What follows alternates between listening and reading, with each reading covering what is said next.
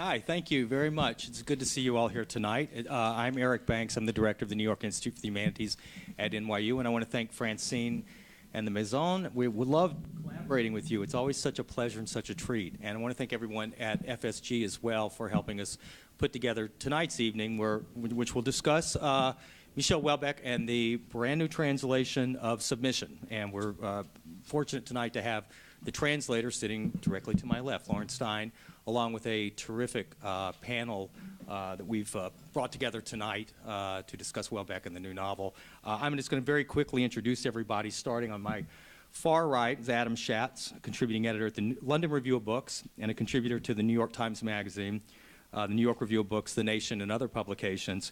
He has reported from Algeria, Palestine, Egypt, and Lebanon. He's been a visiting professor at New York University and a fellow at the Coleman Institute for Writers and Scholars. And in 2016, he is publishing a collection of his essays and reportage with Verso. Next to Adam is Emily Apter. I'm very happy to welcome Emily tonight. She is professor of French and comparative literature at New York University and is the chair of the Comp Lit department for the next 2 years. Correct? Her most recent books include Against World Literature on the Politics of Untranslatability, which was published in 2013 by Verso, and she was one of the 4 collaborators on the monumental Dictionary of Untranslatables, a philosophical lexicon, co-edited with Barbara Cassin, Jacques Lesra, and Michael Wood, and published by Princeton University Press last year. To my left, I've already mentioned Lauren Stein. He's the editor of the Paris Review. His criticism has appeared in the New York Review of Books and Harper's. His translations include works by Grégoire Boulier, Edouard Levé, and, of course, Michel Houellebecq. He was for many years an editor for our Strauss and Giroux, where he worked with such authors as Lydia Davis, Jonathan Franzen, Vivian Gornick, Richard Price, and James Wood. And finally, does Tom Bishop really need an introduction? He is the director of the Center for French Civilization and Culture at NYU and has held the Florence Gould Chair of French Literature since its creation in the 1970s. Since that time, over the past several decades, 4.5 decades, he's been one of our most eminent historians and critics of the French novel and theater in the United States. So it's really a wonderful group we have tonight, and I'm very pleased to be a sort of part-time moderator and part-time discussant for our consideration of Michel Houellebecq's Submission. As you know, submission, of course, refers to, I think, we think of it in the first place as a bowing down to a sort of larger authority or a stronger force. But it also means one can also submit a proposal or a bill of goods that has to be judged by someone else, has to be approved by someone else. And I think it's very much germane to ask tonight what kind of proposal we're being given by submission. There's a very interesting piece in the current issue of Harper's by an author named Marco Roth. Marco's written that there's a sense with the book appearing 11 months after it received such considerable attention in January with its publication date coinciding with the attacks on the Charlie Hebdo editorial offices, that its arrival in the United States comes as something as a déjà vu. He writes that Houellebecq has become easier to publish but harder to read. It's an interesting phenomenon about this novel. I'm not totally convinced that had this novel not been so enmeshed in the news in January in France, that it necessarily would have received much of a readership in the United States, or certainly not as much attention as it is receiving.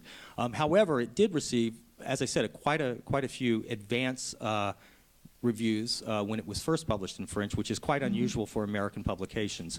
There was a prominent article in The New Yorker written by Adam Gopnik. There was a very interesting review in the New York Review of Books by Mark Lilla. And in the London Review of Books, we had a fascinating piece by Adam Schatz, which we'll get a chance to talk about tonight. But one of the nice things about this slight gap is that we're allowed to, I think, have a chance to really read the book and to think about it and talk about what kind of thing it is. Marco has a kind of nice little riff, I think, where he says, is it a satire of French bourgeois mediocrity and racial religious anxiety? A self-consciously late European novel of ideas and cultural decline, a slapdash realist political theater, a thriller, a political fable. These are all questions that arose from reading the first set of reviews, and now as we're going through this kind of delayed reception in the United States, it's a very curious thing to ask about this book, which I think is incredibly ambivalent, much more ambiguous than than the advanced publicity might tell you, and a book that raises a lot of questions about just its own complexity. I think it's a really fascinating book. I do want to talk very quickly, though, as a way to kind of get into these questions, to ask Lauren about the actual translation process. I'm curious because it has been published so many months later in the United States and in the UK than it was published in Germany, in Italy, in Spain. I know that when I was in Rome the day after the attack on the supermarket in France, so that would have been the 9th or the 10th, and it was already in the bookshelves and was hopping off the shelves in Italy. Obviously, it's a slower process, but I'm curious, when were you contracted to do the translation? How did it come about? Was it something you pursued, et cetera?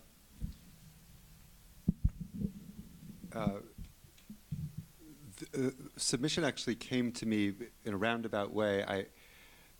Over Christmas break, the Paris Review has a website, and I was surprised in mid-December to get an email from a French journalist who said that he had an exclusive interview with Houllebecq that he wanted to run before the publication of Soumission, but it could not run in France. It had to run in a foreign language.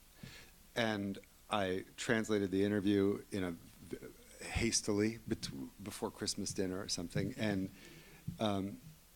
And I was surprised by the tenor of the interview because his name is Sylvain Boumeau, a critic who'd always been very friendly to Houellebecq's work, a great supporter of his at Les Inrocks. And the interview sounded genuinely hostile. And then he showed me his introduction to the interview, and it was openly hostile and very disappointed in the book, and really made it sound as though this was a book that was giving comfort to the far right.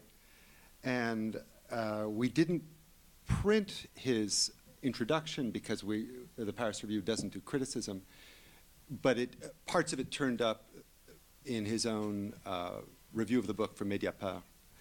And this made me curious to read the book, so I read it. Meanwhile, a friend of mine at FSG, Mitzi Angel, had it on submission, no pun intended. And I read it partly because she was interested in it and wondering whether to publish the book. She decided to publish it, and by that time, I'm sorry, I'm telling it's a long-winded story, but my feeling about the book was so different from Sylvain's account of it and from other accounts that I was seeing in the French press that it worried me if such intelligent French readers were missing what seemed to me an irony, an absolute saturation with irony in the book, and humor, too, that the same thing could happen in the States. So I told Mitzi, whom I'd once edited as a translator herself and who is an award-winning and very good translator, that she should do it, and she said she didn't have time. And so over dinner, she said she would help me. In fact, you're really seeing half the translator of Soumission. We did it together. I think that, Adam, since you were one of the first respondents, what do you think in terms of that same kind of thing that Lauren's talking about? I mean, did you find that the book you were reading was very different from the one that was being characterized by French reviewers? Yeah, I had a similar reaction to Lauren. The book was published on the day of the attacks, and there was a tendency in the French press to paint it as a kind of novelistic equivalent to Eric Zemmour's anti-immigrant manifesto, The French Suicide. And in fact, the word suicide is invoked in a different context in Houellebecq's novel. I was on my way to Algeria, and so I picked up the book in the airport. The book was everywhere, and read it in Algeria. And what struck me was that Houellebecq actually was portraying the pleasures of surrender. I mean, the book is a critique of France and of its lethargy. He wrote this book after what he described as a spiritual crisis that followed the death of his parents and the death of his dog.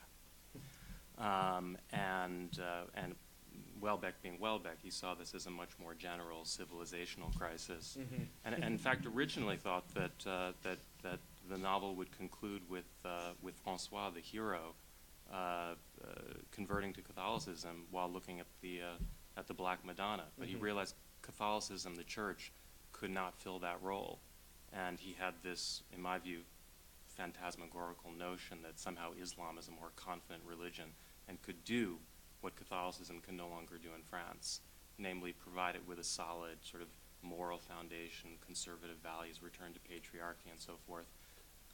But Welbeck's book is not a critique of that. Actually, on some level, he's accepting of it. Yeah. I mean, looks forward to it with a certain equanimity. I mean, it is satirical, of course. Well, that's what's so one of the ambiguities of reading this is to figure out where Welbeck is precisely in the novel in that way. I benefited immensely from reading Adam's review, but as a literature professor, I picked up on a few other things, and I just have a very brief list of things. I'll throw them out as discussion points. We can either return to them or not. I thought I didn't have much to say about this novel, and now I think I'm going to have to write something about it, so this was a good prompt. So first I thought, of course, this, as a literature professor, it's very amusing that this is a literature book about literature. Yeah, and the character is a professor of literature at the Sorbonne, so. And he writes about a fin de siècle decadent writer, J.K. Huysmans, and you could say that in many ways it's a very funny pastiche. You know, it takes scenes of Huysmans is famous for writing characters who are stagnating, who are hyper sensitive, who are riveted by on the spot. They're victims of a kind of stasis, and as somebody points out, this is also, maybe you, that this is taking place at a technologically advanced moment in fin de siècle French culture, where electricity and invention is happening, but all the decadents can really focus on is this notion of a dying civilization. And some people, of course, talk about this as partly a reaction against the French defeat in the Franco-Prussian War of 1870s. So it's sort of imbued with this fatalism, and of course there's a direct and overly, almost oppressively obvious parallel with our own era and our own fin de siècle. So that's one structure. But so I would just throw out that I read it as a rewriting of Huysmans' novels, but especially one called A Haven, and the impossibility of security, the desire to find a safe haven, and then of course it's riddled with insecurities. Anatole France's Penguin Island, a text nobody reads anymore, but if you go and look at the ending of Penguin Island, which is full of terrorist attacks and explosions and a sort of, it's a kind of retro-futurist fantasia, you'll see a lot of parallels. Pauline Réage, who wrote the infamous story of O, that's rewritten in this whole notion of submission, and the kind of flagrant provocative analogy that a woman's submission to a man is the foundation of submission to God. That's the kind of, and then he's also pastiching himself in a text, particularly in The Possibility of an Island. So it's also a novel, and I won't go on too long here, but that you could say that this literature on literature is crossed with what must be one of the first French campus novels. It's about the Islamic University of the Sorbonne, and it's very, very amusing. Of course, I should keep my mouth shut, but at NYU, with a Gulf state being heavily involved in our franchise operation, I could not help but think of certain parallels. That this wasn't necessarily so far-fetched, and then I could get into some really heavy stuff, but I probably won't tonight. But you could do a really, really deep analysis from a not particularly deep book that deals with fancy theoretical constructs of post-histoire, of post-history, anti-dialectics, neo-finalism, disenchantment, and there's a whole tradition I think he's very well aware of, Gabriel de Tarde, Cournot, Rouillère, Max Weber's Disenchantment. There's quite a meditation one could do on that. I won't enter into it right away, but I have some thoughts. Something that came out of my own first little dibs and dabs of writing about Houellebecq, and I haven't done much, but I took him when his book, that was L'extension du domaine de la lutte, which was bizarrely translated as whatever. To which you can only say whatever. Whatever. Actually, you probably have some thoughts about that, translating it. But so I took it as a kind of interesting example of the new generic fiction. You know, it was sort of, even almost before the computer, it was the Minitel. And what happens when you're talking about the United States of Europe or writing the book of Euroland. So there were interesting questions of sort of the equivalent of American fiction in Europe. Then last 2 points. I think that there's also an analysis to be made here, and I think you come very often very closely engaged with it, of the revival of the political novel, which is a genre very out of favor, but I think it's actually a serious rethinking of it, even in a satirical vein. There's a lot of detail on French politics. It's set in 2027 or 24? 2022. 22. But the players that we know, suspects like Hollande and company, are still in place, certainly Marine Le Pen. So it's both, it's one of these things of, you know, the not so far off future, and there are obviously, it's also, what do they call them, what if novels. There were counterfactual future history. It's like, what if a certain number of factors. It's kind of interesting to play that game, but it's actually also a very serious political novel. And what was in it for me, particularly in terms of theoretical critical stakes, is he takes on something that the left has always had a tremendous difficulty dealing with, which I would call political spirituality.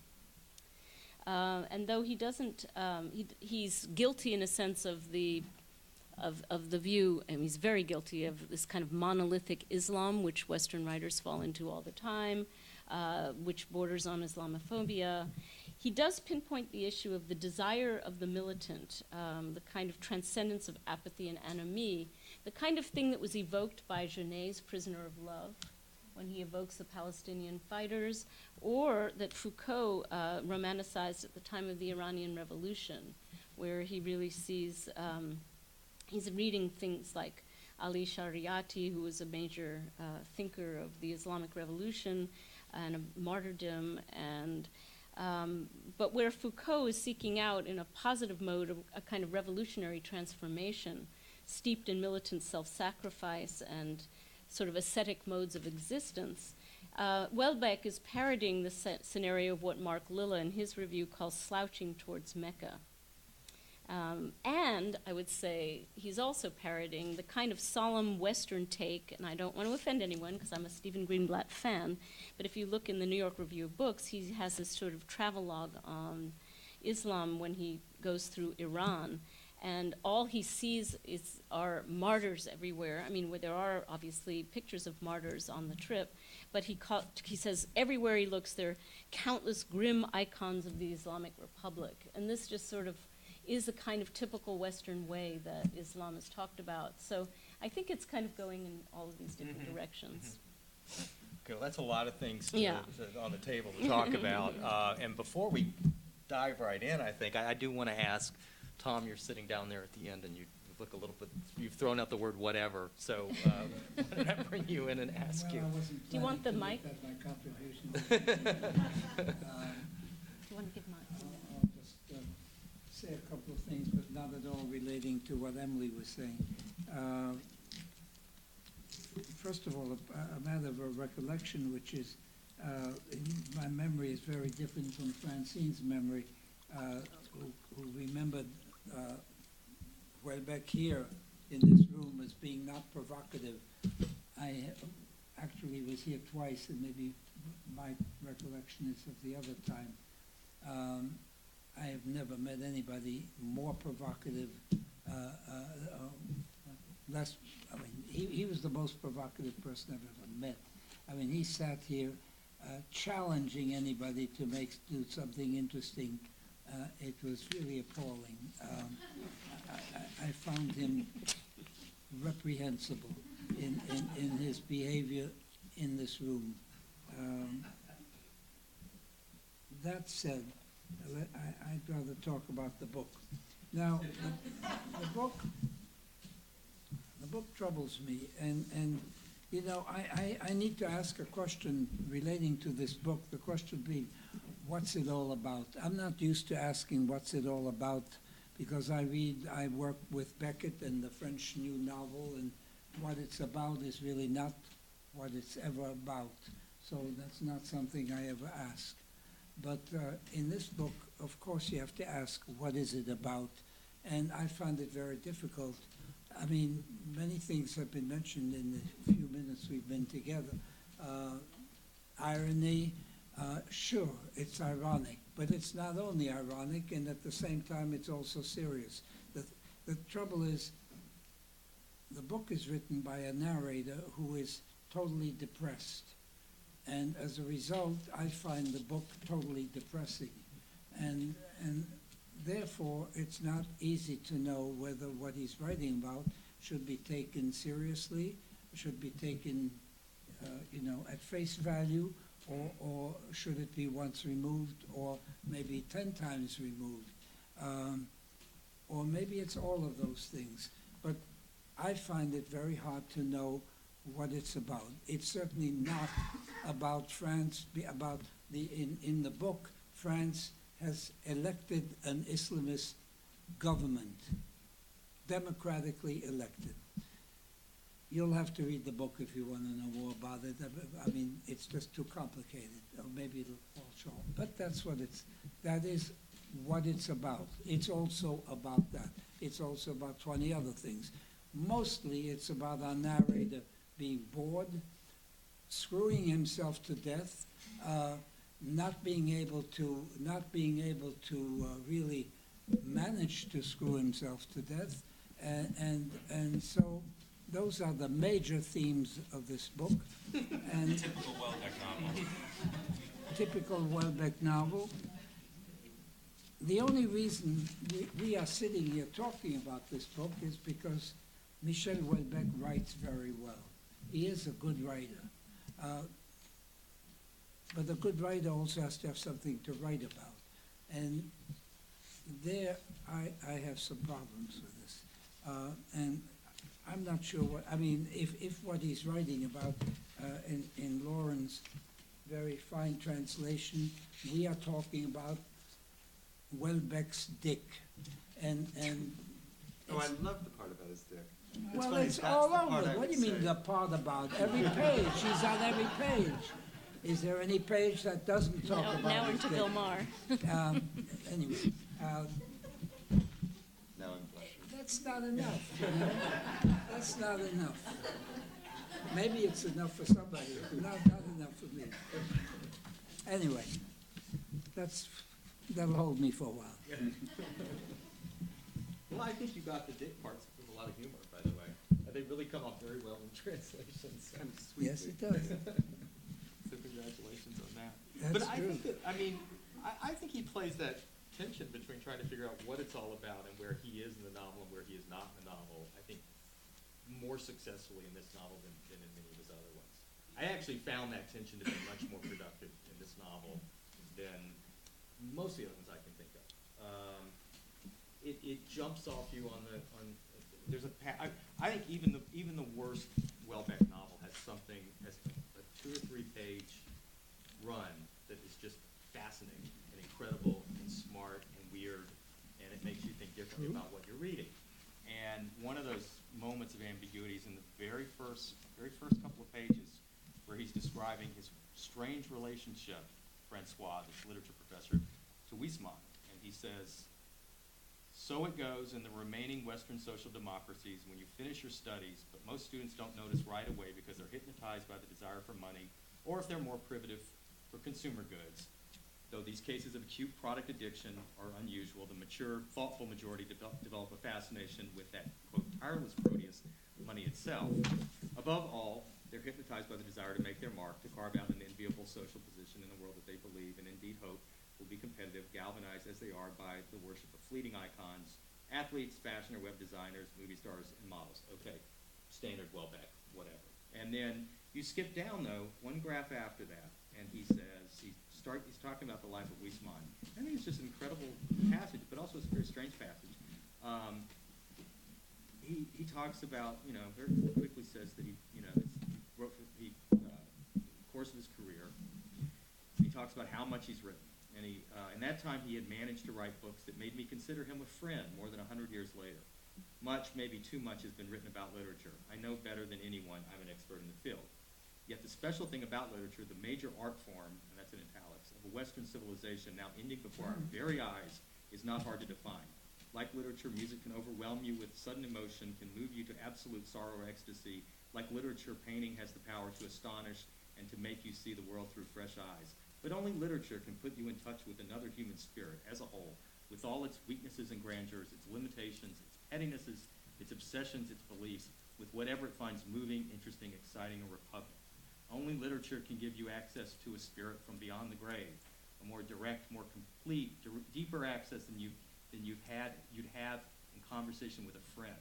Even in our deepest, most lasting friendships, we never speak as openly as when we face a blank page and address a reader we do not know. The beauty of an author's style, the music of his sentences, have their importance in literature, of course. The depth of an author's reflections, the originality of his thought, can't be overlooked. But an author is above all a human being, present in his books, and whether he writes very well or very badly hardly matters, as long as he gets the books written and is indeed present in them.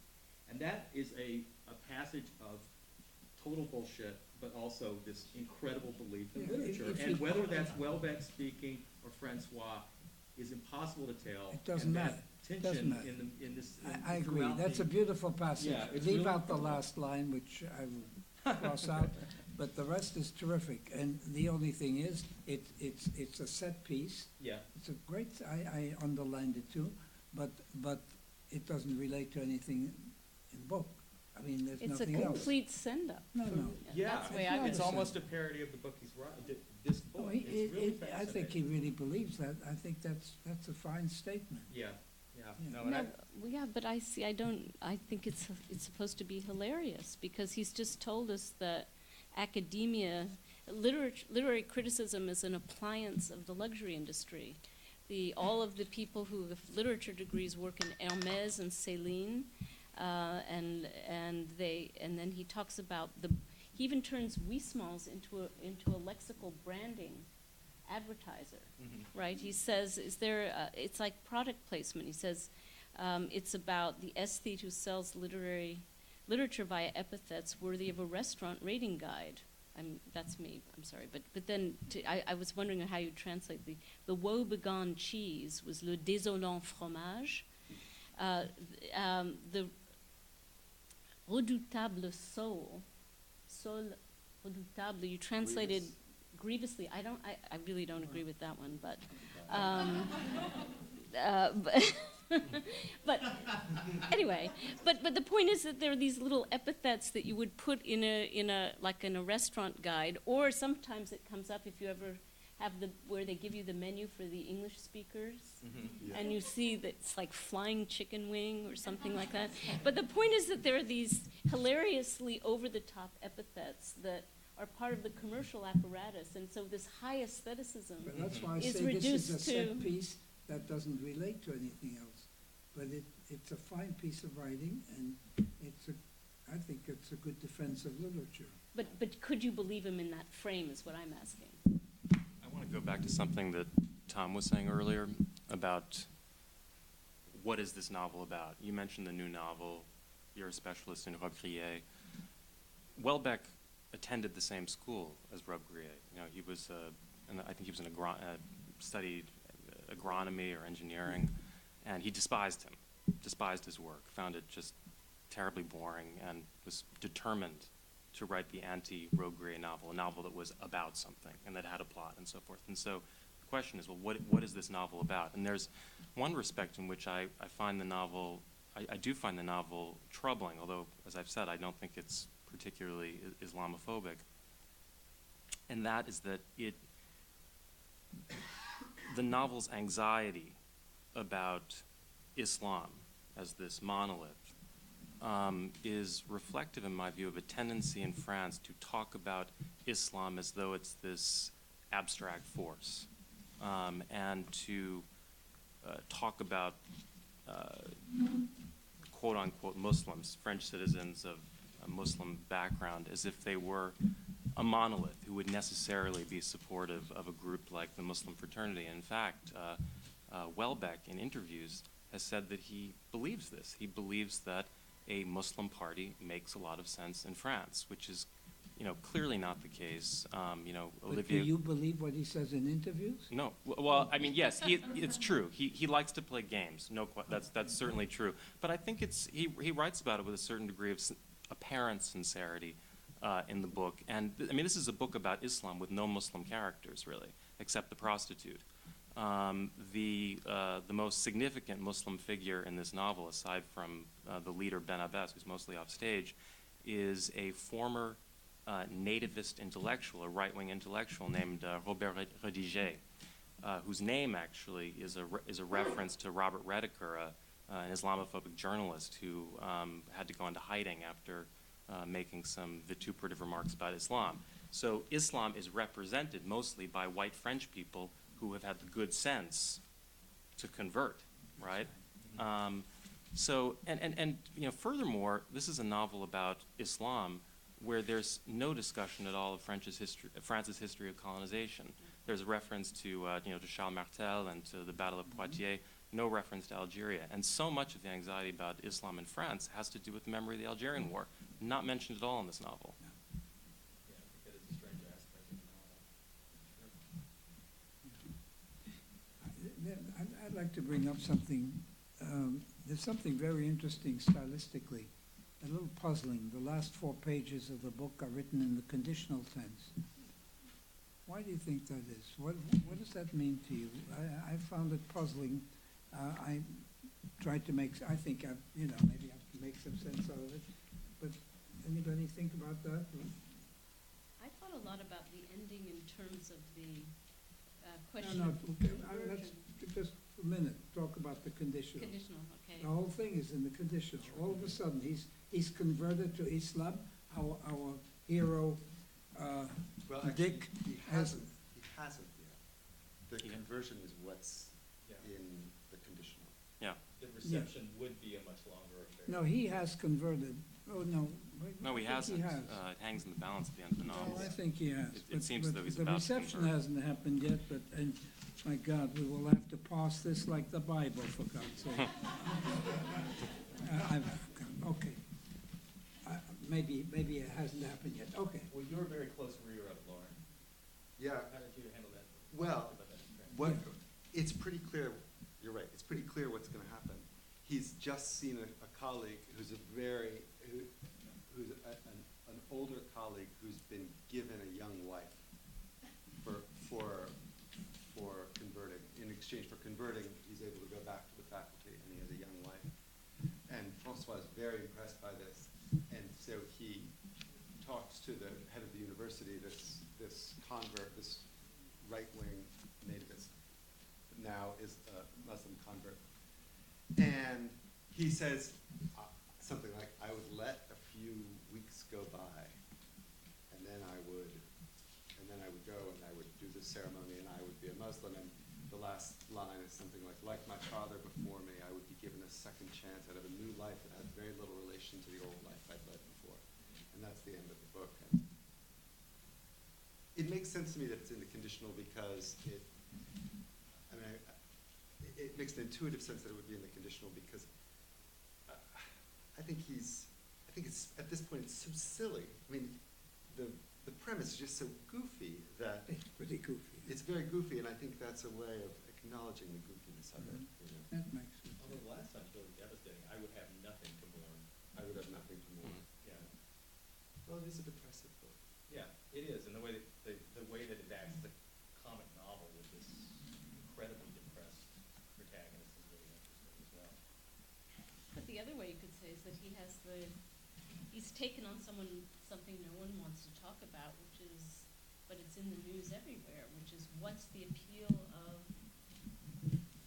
ISIS, Sharia law to so many people all over the world. There is this kind of magnet force towards Islamicization and this incredibly squeamish Western discussion about, well, should we accommodate, should we integrate, and how much should we go towards, or respect, or, and he goes right to all those sort of blandishments and hypocrisies around it, and the fact that no one knows, there is no correct discourse for talking about what is a major fear of,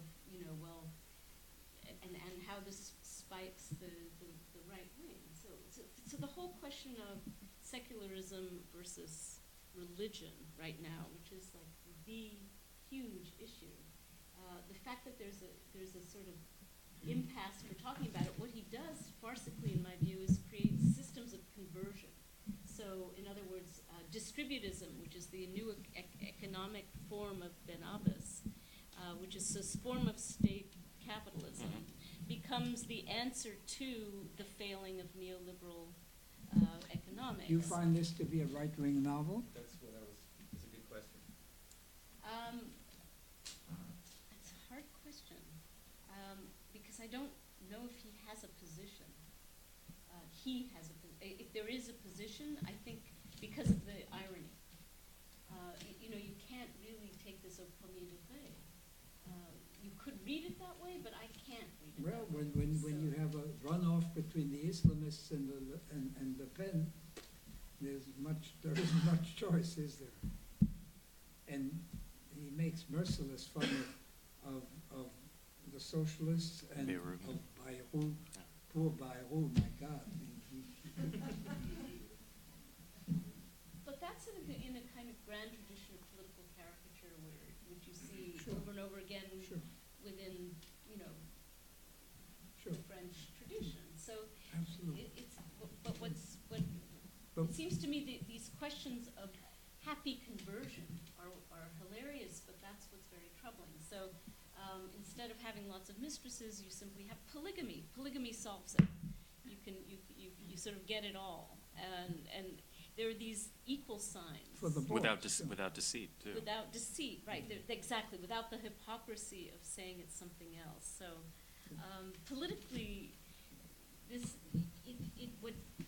kind of futurology of an Islamicized so-called West, and all the parallels with Charles Martel, this kind of replay of the struggle of civilizations and who's going to re-win this West, war. by the way, you should add, which includes all of North Africa, most of the Mediterranean basin on the east, that is, all of whom are now part of Europe. Even Egypt, Even by the Egypt. end. I mean, from what you're saying, it reminds me of what Adam was pointing out before, which is that originally this book was supposed to be a novel about a man who converts to a Huysmans scholar who converts, as Huysmans did, to Catholicism. And he couldn't write the scene of mystical conversion. He got very close, and then he just couldn't find a way to do it. I think that's the other reason it's in the conditional, because there's a scene at the end of the That's book interesting. that's Yeah. mystical, where he Sure. says, I would see, I would Yeah. be at one with the spheres, basically. Oh, yes. And that's something he can't write straight. Welbeck, in his way, there are things that are sacred for him.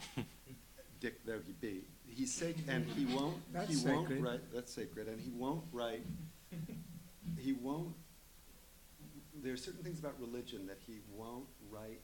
I think, except straight, and I think that's why he can't do it. Very When he commented on the first scene where there's a near religious conversion, where he goes to the Black Madonna, and it's a point in the novel that he's fled Paris, fear that a civil war is going to break out. He's hiding out in the countryside, as Welbeck does in every movie about himself and every book. And in life. And in life, yeah. So, but that scene is written about with. It's funny because when he described the inability to write a true conversion scene or to make the character have a conversion at that moment to Catholicism, to a mystical Catholicism, as Huysmans did in his life, he said it would be deceptive for me to do so. It like cross some ethical line for him to write it that way, which is really fascinating. And it's also really interesting. I mean, this is one of the, maybe it's an interesting thing in the book. I found it really one of the most disappointing parts of the book is that Catholic conversion is taken with such gravity. It's really this kind of incredible passages of writing there, and when he goes to Poitiers to try out the life, to enter into an abbey, the same abbey that Wismar has entered into, and it's written about in this really moving, very earnest, beautiful, very interesting way. He takes it extremely seriously, and basically, when it comes to converting to Islam, it's a question of getting a 15-year-old bride and a Hello Kitty shirt. But I don't entirely agree with you, Eric. I mean, I think that is part of the point, but it's one of the real disappointments of that. I think it's in such bad faith. Except that the last third of the book, as I remember, it seemed like the last third of the book, because it took so long, is a long disquisition from the president of the university on Islam. I mean, on Islam. The 10 principles. The 10 Yeah. principles. I mean, it's Yeah. really, but it's very hard to know whether Houellebecq doesn't actually sympathize with some version of what the guy's saying. Oh, yeah. I Because think it's there so is long, that. it's hard to imagine that it's So there's a certain it amount of makes yeah, you right. uneasy. It makes you. Yeah. Well, it is hard to disentangle the Houellebecq character's sense of spiritual malaise and his anxieties about whether he's going to get laid. And Islam finally does come up with a way of satisfying that concern of his. But don't you think Islam equals Catholicism in the end? Yeah, pretty much. That what? Yeah. Again, That that, Islam equals Well, I think he Catholicism. that they end up being equated or same, whatever, same difference, as long as you get out of the malaise. No, he Yeah, 'cause sa- I in think fact, the he writes in the book that Catholicism was fine, but now it's finished. It's exhausted, and there's Islam that's going to take its place, and it corresponds to what people need today, whereas Catholicism no longer does in France. I mean, there are times when he writes about France, there are times when he really writes about Europe or the West. But when it comes to Catholicism, I think he's really writing about France. Which is strange because if there is a state religion in France, it's laïcité. It's not Catholicism. It's a very rightist notion of what a very kind of Yeah, France but he profound says it's notion of what the finished. country He is. does say it's finished. Well, he thinks that because Catholicism has lost its energy, that the republic itself is a sinking ship, which is a Or- peculiar notion. Or maybe the other way around. Perhaps. I mean, there's a moment when Eric says that this guy Francois heads off to the country to avoid because he's running away from the Civil War. He gets tipped off. I mean, it's so silly. It was really hard to overstate the silliness of the plot of the book, which is part of why it's very hard to imagine that it's actually a piece of right-wing propaganda, because if this is propaganda, it's just really bad. But He then what gets- is it? It's Well, a it's a I don't caper. know. It's kind of a caper in It's a campus caper, novel. Yeah. But he gets tipped off by this probably kind of right-wing secret police guy. Who takes him to this incredibly, I don't know how you would describe the bar, but it's. Oh, I'm thinking of the others, the secret Oh. police. Oh, I was thinking of the There's right-wing that professor guy, they that's had, who's right, the that expert guy. in the anti-Semitic writers of the 40s. The husband of his colleague Alain Tanner, Yeah, who yeah, serves that's him this interesting. sumptuous Right. meal in the countryside. I'm conflating two characters. One is this highly placed, clandestine, right-wing academic guy who's 24 years old and probably leading the movement.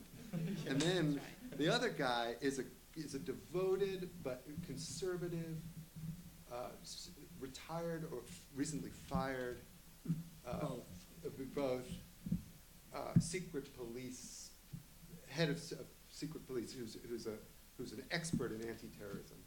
And they get drunk at his house, and he starts reciting. Peggy. Yeah, yeah.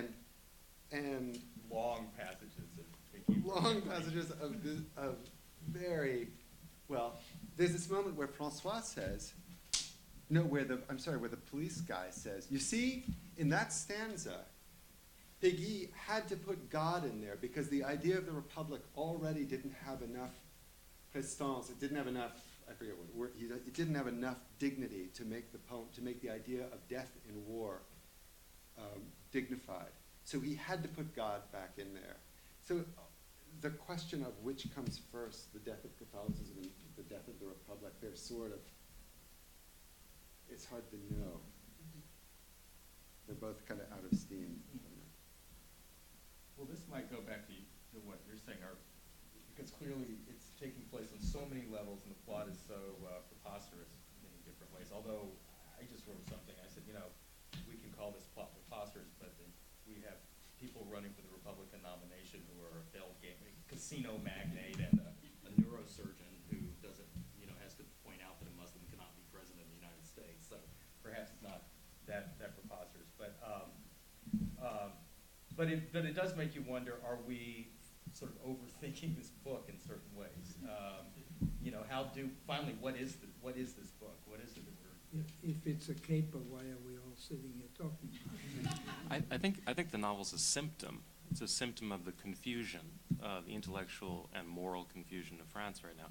I mean, in another controversial book with a very dubious thesis, Emmanuel Todd is talking about the same thing. He has this whole thesis about zombie Catholics and their response to the attacks against Charlie Hebdo. His argument, there's a kind of nostalgia for the church, and that has sort of driven some of the protests. I mean, I think the thesis is not entirely convincing, but I mean, I think he's addressing the same phenomenon. I mean, right. Here's a little line that gives you an idea about what he thinks about France and where it stands, and it's not Europe. Over the course of the 20th century, plenty of intellectuals had supported Stalin, Mao, or Pol Pot, and had never been taken to task. For the French, an intellectual didn't have to be responsible. That wasn't his job. Now, it's the French, right? It's not the European, it's not the Egyptians this time, it's strictly the French, and the critique is certainly how France has gone down. To me, that's what this book is really about. I think there is a subject to this book, and it's a severe criticism of France, and never mind Egypt and Morocco and all the stuff with the conversions and the virgins and whatnot. That's really what he's. You're saying that it's a conceit to expose the sclerotic nature of France today. To me, that's what I got. But maybe I was looking for something. Maybe I'm imagining it. Well, I think there's also a sense in which it's about the intellectual class of France, and so even more specific than that, as being composed of pauvres cons, people who are total losers, who write about, who says, authors who are completely exhausted as subject matter, beaten to death subjects, sujet bidon par excellence, Doesn't he bring in Finkielkraut at one point? Yeah, well, that's the other thing, is that it's one of these Finkielkraut. I mean, all of the names. It's a very in-house, hothouse little thing. Alain Tanner, Deleuze. All the names are sort of wink, wink. Lacou. The whole philosophical class is being parodied here as bankrupt, as having run out of steam. But then what's so troubling is that you go into this kind of, it shifts from that familiar parodic genre into this diagnostic one about, well, the solution then is to Islamicize, because, and I think that he's really being for real about this. I mean, I didn't fully accept that until I read your review, where it suddenly seemed extremely plausible that, not so much whatever, but why not?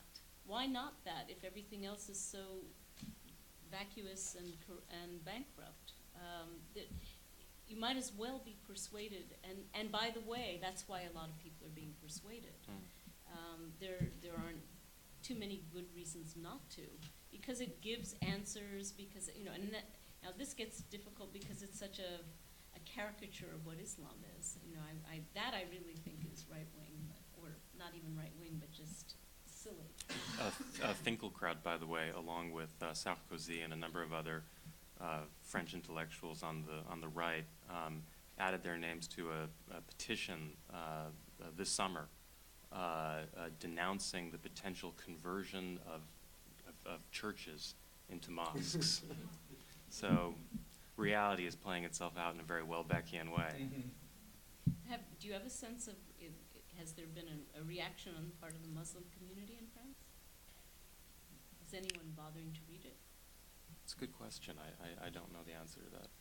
I think that Houellebecq is mainly judged in France on the basis of the incendiary comments that he's made about Islam over the years. I mean, I'm quite relieved that he didn't write this book at the time of platform. That's when he called Islam the plus grand religion in the world. And Houellebecq's mother is a convert to Islam. She's a survivor of the she's a convert to Islam, and so you could read that psychoanalytically if you want, but he's a guy who was furious over Islam for years, and then he read the Quran, and he said in the Paris Review interview, it was much better than I thought it would be. And to his credit, he revised his views of the Quran. So maybe in 2022 he will do Ramadan. That's the infamous cover. Why don't we take a moment to take some questions from the audience? I have a question for Lauren. There are all these registers in the book. You're moving from one kind of discourse to another, one kind of narrative to another, one kind of examination. That presents a whole lot of problems for translators. Did you have fun with that? Well, I did it very fast. I found it very hard. My French isn't very good. One thing that I found helpful was watching L'Enlèvement de Michel Houellebecq, this farce where he plays himself. And I happened to see it just as I was finishing the translation. And I went back to the very beginning and started over because something about hearing him, I'd seen him interviewed on TV, but there's something about his sense of humor.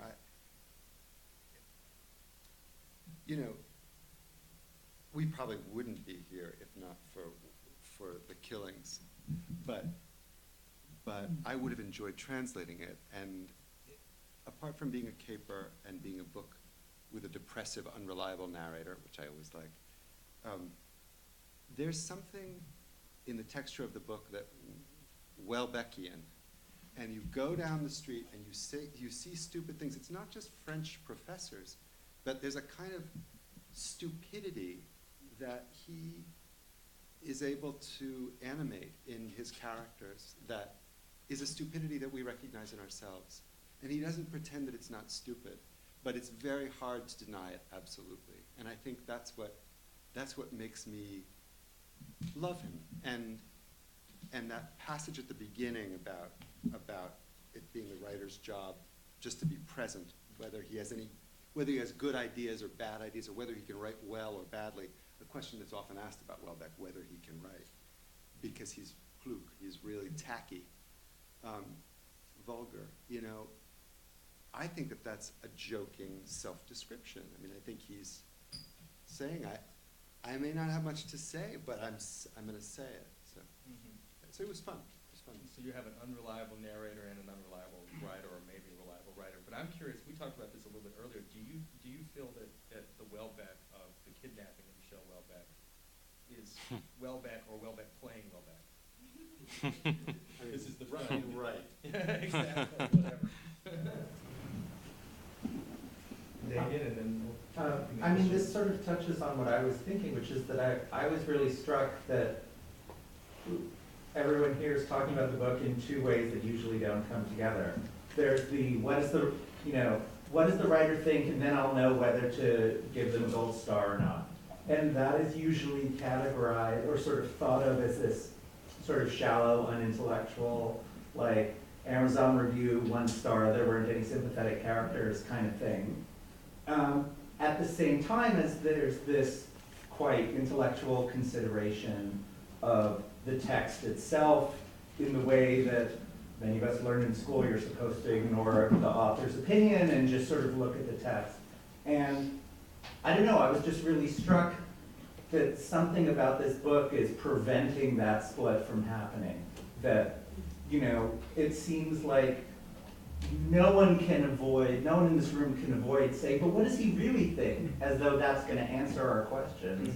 Or on the other hand, is willing to just dismiss the book and take some political opinion on Houellebecq the citizen.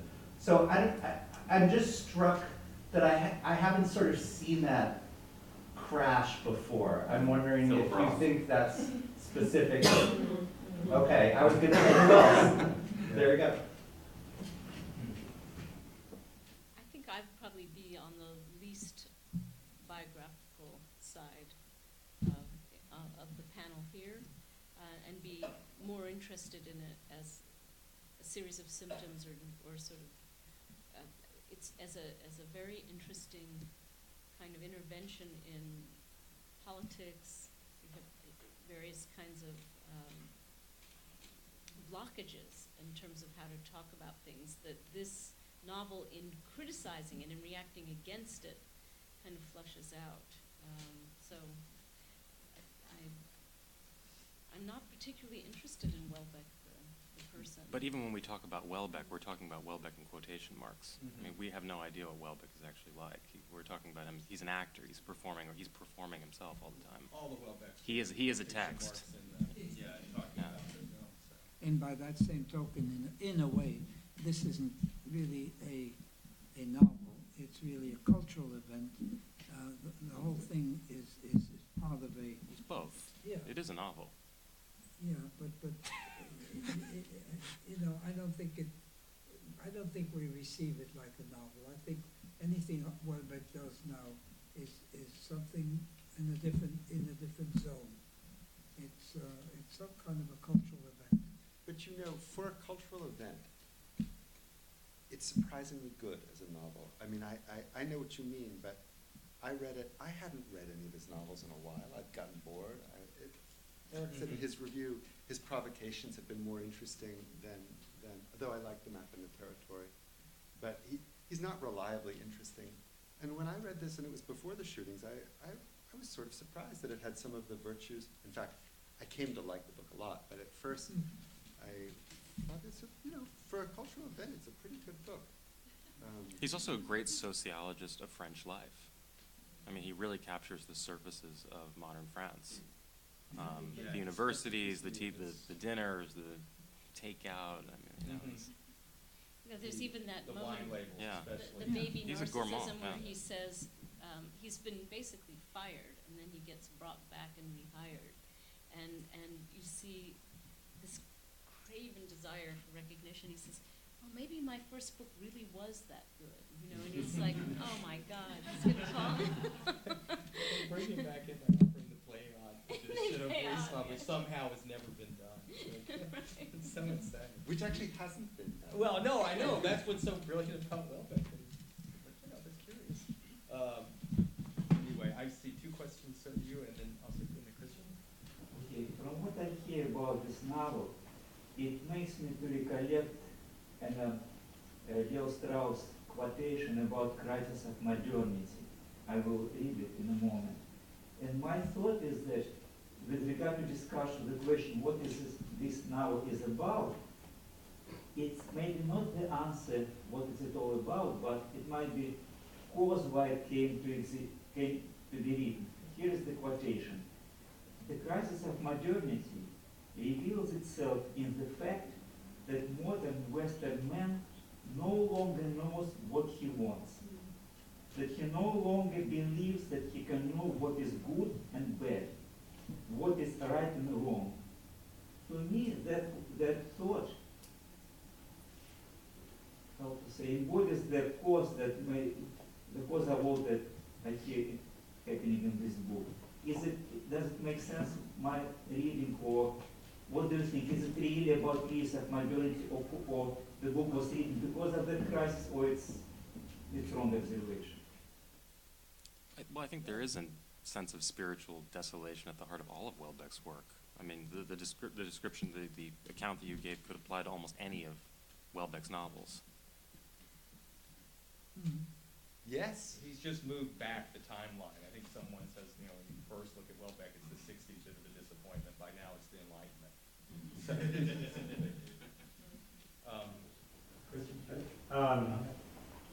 Adam kind of got at this or mentioned it a minute ago, but cigarettes, alcohol, and food, bad food. Particularly the moment when he goes to the university president's house and is served very nice wine. That seemed to me, that seemed to me as prominent in the book as the screwing. And is it just sociology, or is it a play with Huysmans, or what did you guys all make of that? I'm so glad you asked. I found that very, very confusing. Very confusing. This narrator, who's an idiot, Francois, it's worth saying, he himself is a real dummy. He keeps being beguiled and losing the thread of conversation because of food. Yeah. He thinks he's pretty great. He thinks he's pretty great, but he's sort of like, he's kind of like Bertie Wooster. I mean, he thinks, but he keeps giving away that he's really a dummy. And he keeps saying, oh, I lost the thread because the morceau was so good, or, you know. But then at the end, it sounds like he doesn't know anything about food. I don't even know that. I don't even have that good taste in food anyway. Yeah, I'm no Huysmans, yeah. He says, I'm no esthete. That's one thing he says in relationship. But he writes as if he were. The novel made me hungry. No, and the funny thing is when he goes to, the first time he goes to the countryside and he's hearing all these revelations from this security guy, security analyst for the state, who's married to a professor who's also just been dismissed, and I can't remember what her specialty is. Oh, she is a Balzac person, okay. Because one of the great things about this novel is campus novel, however you want to take it. It's very funny making fun of the specialties of his colleagues. I happened to glance over and saw that you noted the same passage I did where he makes fun of all the people who are getting their dissertations at Rimbaud, Yes. which is very funny, and comes up a couple times in the novel. But at any rate, he's being told all these, you know, earth-shattering revelations that supposedly no one else knows. And, you know, he's been driving to the countryside. He stops at a gas station. He sees that there's been a shootout, and there are 2 North Africans who are dead on one side, and there's a cashier who's dead. And of course, he takes it as an occasion to steal a Michelin guide. And a tuna sandwich. But at any rate, he's in this great moment. They're announcing on television that these militias have attacked the polling stations and have to postpone the elections by a week.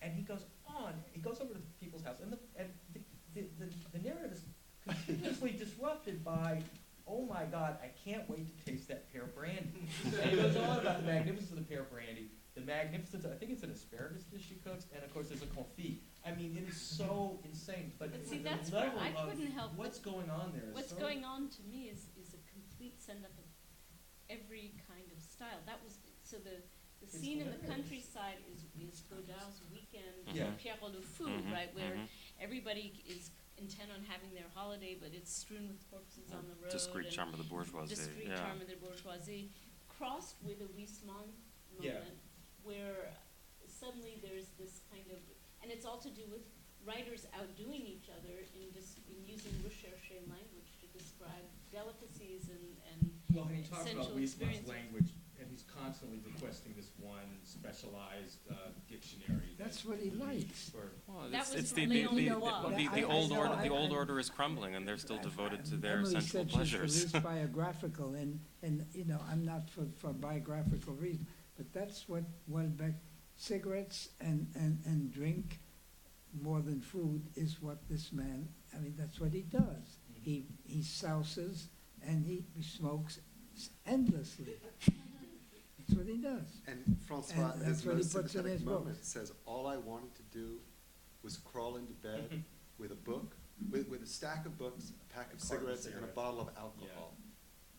Bottle of liquor, I guess is how I translate it. But if I kept doing that, I would die quickly and alone. Did I really want to die quickly and alone? Only kind of. I just find this very charming. Well, only squawky Malifaux. So anyway, let's take one more question and then we'll. So it seems like one reason we're all gathered here is because Houellebecq seems to have an elevated ability above anybody in France to put people down, right? To put a whole country down, to put a whole class down, to put himself down. And if you take apart the words soumission, the verb soumettre, it means to put down, right, or to put below, or put under. Do you think there's some kind of deep play in the title? Well, I mean, if you look into the term el-Islam in Arabic, it means submission, Right. and submission to the laws or to God. So, of course, there is that. But as we were saying earlier, it's also linked to the, the desires of the masochism, male masochism. It's very much, and so you could push this and say as an allegory, it's just saying that since there's the whole tilt of civilization once it's reached its end game is to either exult in male masochism and then and take the next step, which is to start to glorify martyrdom and self-annihilation or self-sacrifice, or let the law simply dictate who you are. Sort of give up on this pesky thing about trying to identify who you are or have an individual identity, which is not getting anyone anywhere. And so there's also behind this, I think, a dream of a kind of collective, giving up yourself for a collective dream, which is both sinister and ridiculous, but it's also partly serious. I would read it less in psychoanalytic terms. I think that the title speaks to a sense in France that's not uncommon, that the country has fallen on hard times and just does not have solutions to its problems. It's not educating its children well.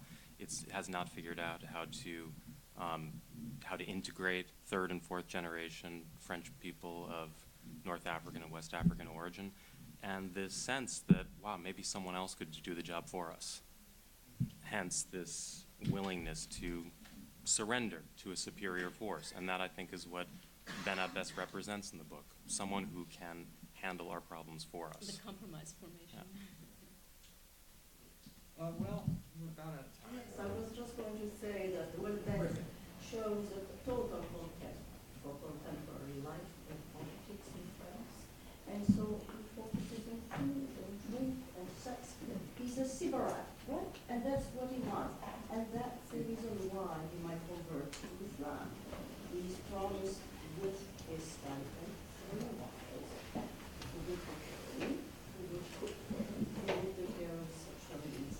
So I think it's total absurdity because the world in France and I will often there because it's totally absurd. So he probably says, well, why not? Just gratification. Why not go for that? And I think the book is essentially that. And the great message that he discovers in this man's vehicle returns to Paris from Brussels to read a passage in a book that suddenly has struck him. And what is the essential message? That his man loves to sit around the table with his friends, eat good food, and have good wine. I think essentially that is it. So we don't need to worry about it. But nobody has brought up the exclusion of women from this world, which is capital feminism is obsolete. It's a problem of quote-unquote the modern era. And there will be the party of Islam will remedy